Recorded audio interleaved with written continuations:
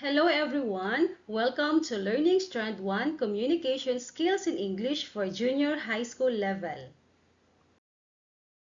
What is adverb? Adverb is a part of speech which modifies a verb, an adjective, or another adverb. It is generally placed immediately before and after the word it modifies. Adverb tells us where, when, how often, and how much. In simple words, an adverb is a word that describes verbs. We can add more information to the doing words using different kinds of adverbs.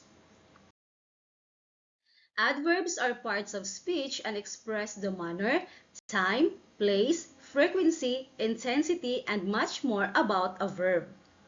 They also act as a verb phrase which includes a verb and its dependents.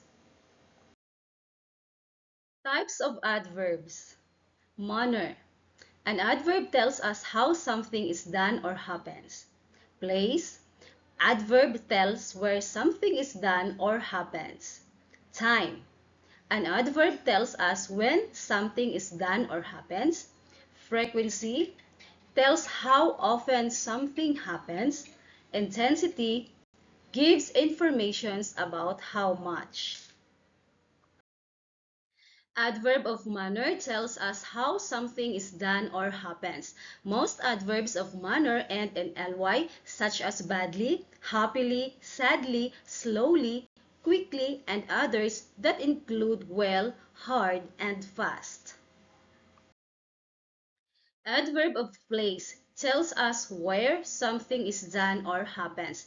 Adverbs of place include words such as above, below, there, outside, over here, under, and upstairs. Adverb of time tells us when something is done or happens. Adverbs of time include afterward, already, last month, now, soon, then, and yesterday.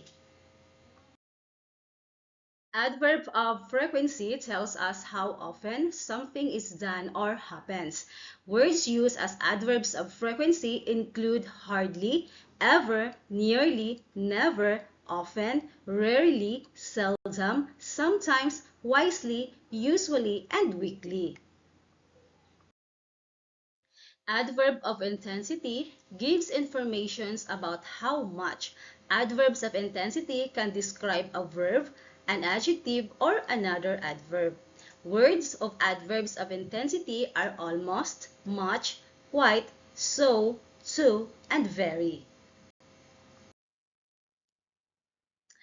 Always remember, life is like riding a bicycle. To keep your balance, you must keep moving by Albert Einstein. See you and goodbye mga ka-ALS!